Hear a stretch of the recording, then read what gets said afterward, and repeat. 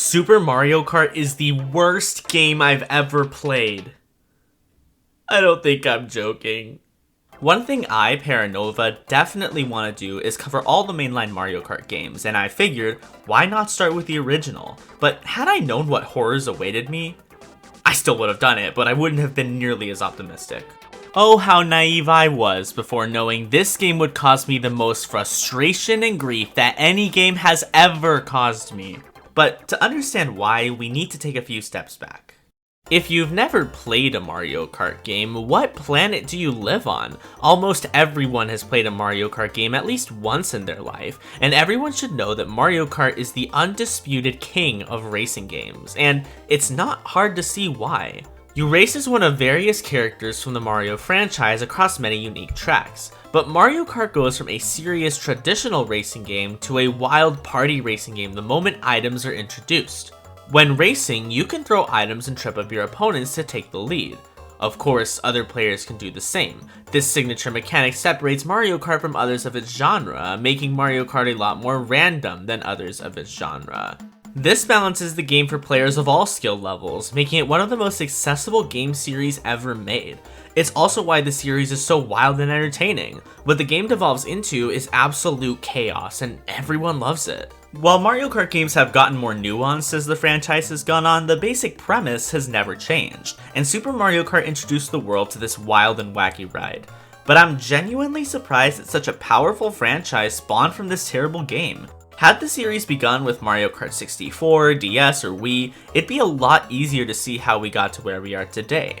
But how on earth did this monstrosity of a game create an incredible series? Let's, figure that out. Firstly, I want to start with what the game does right, and after giving it some thought, I realized there are some things that Super Mario Kart does exceptionally well. For example, the game is aesthetically pleasing. The way the game looks and sounds still holds up today. The game's roster of racers is a great first roster. The essential characters like Mario, Luigi, and Peach are here, but there are a few out there picks as well. Bowser, Koopa Troopa, and Donkey Kong Jr. were very strange picks for the time, but they fit perfectly in retrospect. I don't think you could ask for a better first roster. You also get 8 solid racing locations for the game's 25 tracks. Each racing location gets between 1 to 4 courses and its own music track. While some locations could have been a bit more creative than track in a desert or track in some plains, there are enough defining elements to make them distinct enough from generic locations without being overtly lazy. For example, the varicolored blocks that line most of these courses, while simple, are really charming, especially in later games with remastered tracks. You'll also see unique obstacles in each track that further gives each location at least a bit more originality. Most of these chosen themes are very memorable, though it does help that there are only 8 unique racing locations as opposed to the 16, 32, and soon to be 96 you would see in future games. The most iconic of these, Mario Circuit, Bowser's Castle, and Rainbow Road, would even go on to be reimagined in every future mainline installment. Of course, that's not counting the arcade ones with whatever this thing is supposed to be.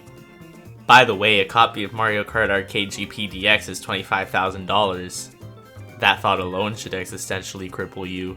The game's strongest point is its music. Most songs are catchy and well written, and the 16-bit SNES sound has aged unbelievably well. Hands down, the best song is the battle theme, but that's not to take away from all the other great songs here. While most of the songs were made for Super Mario Kart, the 2 black sheep of this game's music tracks are Ghost Valley and Bowser's Castle. This is because they are remixes of Super Mario World's Haunted House and the Evil King Bowser respectively.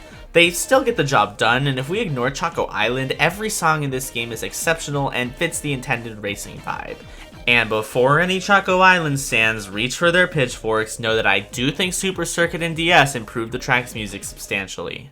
But the most important thing that Super Mario Kart did was lay incredibly strong foundations for future games of the series, especially with regards to future game modes. Super Mario Kart includes 4 main modes. These modes are Mario Kart GP or Grand Prix, Time Trial, Match Race, and Battle Mode. In Grand Prix, you race across a series of 5 courses. In Time Trial, you race on one course to try and get the fastest time you can. In Match Race, you race against a friend / mortal enemy, it doesn't really matter, and try to win as many races as you can. In Battle Mode, you and your opponent have 3 balloons that will pop one at a time if you're hit by an item. Basically, hit your opponent with 3 items before they hit you with theirs. These 4 modes are the building blocks of any good modern day Mario Kart game, and while they have evolved with the series, Super Mario Kart introduced all 4. Now, you're hearing me sing the praises of Super Mario Kart and are probably wondering why I so adamantly dislike it. Well, Super Mario Kart's biggest problem is that the game's controls are horribly designed. Last time I railed against controls was in Pokepark Wii Pikachu's Adventure, but in Pokepark, the game was still very playable. A bit inconvenient at times, but Pikachu will do what you want him to do. But here? These are the worst controls I have ever used in any game I've ever played. Driving and turning your cart is very inconsistent, and the 2D nature of the game makes it very hard to learn and judge when and how to turn or throw items. And it makes the game traumatizingly difficult. I can't even look at Bowser's Castle 3 without seriously wanting to go outside and get some fresh air. All of the game's frustrations start with disgusting controls. Now, you might think I'm being too hard on this game because it was released on the Super Nintendo over 30 years ago, and I thought I was too, so I decided, in fairness to the game, to compare it to another beloved racing game that released 2 years earlier, F-Zero, and what I found is that Super Mario Kart has no excuse. F-Zero's controls are sensitive, but still reliable, and its health bar system allows plenty of room for error when tracks get a bit too tight. If F-Zero could pull this off more than passably 2 years sooner, why couldn't Super Mario Kart? Because of garbage controls, any mechanic built on the game's driving, i.e. everything, just ends in disaster. Do you remember in the movie Cars, where Doc Hudson tells Lightning McQueen to turn right to go left? That's what the chocolate mud in Choco Island is all about, but only half the time. The other half, you go where you're supposed to. Turn too hard on Donut Plains' dirt and you'll lose all your traction and slide to the side, losing you precious time and forcing you to reorient yourself before continuing.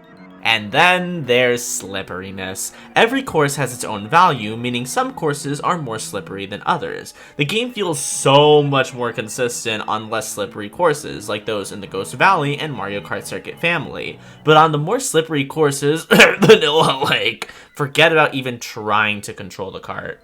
If the courses weren't already undrivable, there's obstacles! The only obstacle that isn't a pain to deal with is the Monty Moles on Donut Plains. While they aren't easy to avoid, they are easy to deal with, and it's actually kind of fun to spam hop to get rid of them.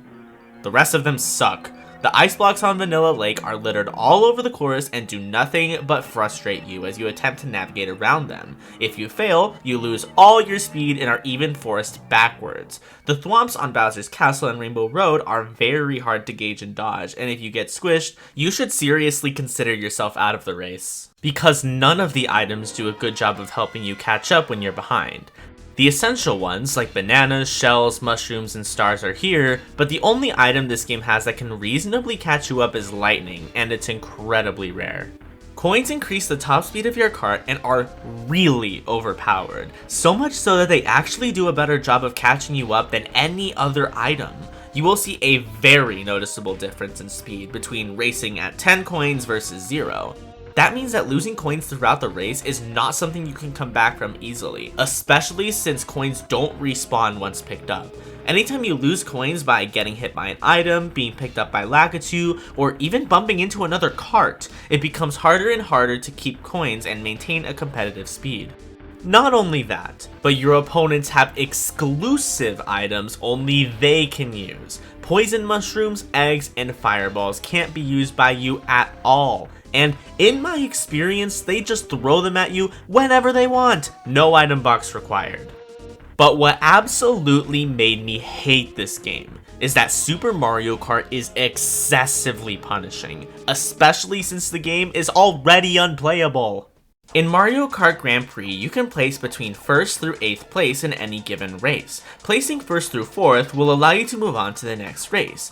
Placing 5th through 8th, however, will cost you 1 of 3 lives and force you to replay the track. If you lose all 3 lives, you are forced to replay the entire cup from the beginning. Who came up with this system? The live system tanks the single-player experience beyond redemption, especially when factoring in everything else I've talked about thus far. It's also worth noting that the game's final Grand Prix Cup is only unlockable if you get first place in every other cup, which locks away part of the game for those of us who don't have the patience to endure this madness. I commend the people who have the patience to speedrun this game, because you couldn't pay me to do it. The one redeeming quality that this game does have when it comes to its core gameplay is its multiplayer modes. But that's not because of anything the game does. Multiplayer simply makes the game so much more bearable because you can suffer together. Super Mario Kart is a terrible game. While it looks and sounds fantastic and even laid strong foundations for the future, its core gameplay is the biggest mess I've ever seen. Even just fixing the controls could have made this an exceptional yet difficult entry. But as it stands now, Super Mario Kart is cruel and unusual punishment, and inflicting cruel and unusual punishment violates the 8th Amendment of the United States Constitution. Do with that what you will.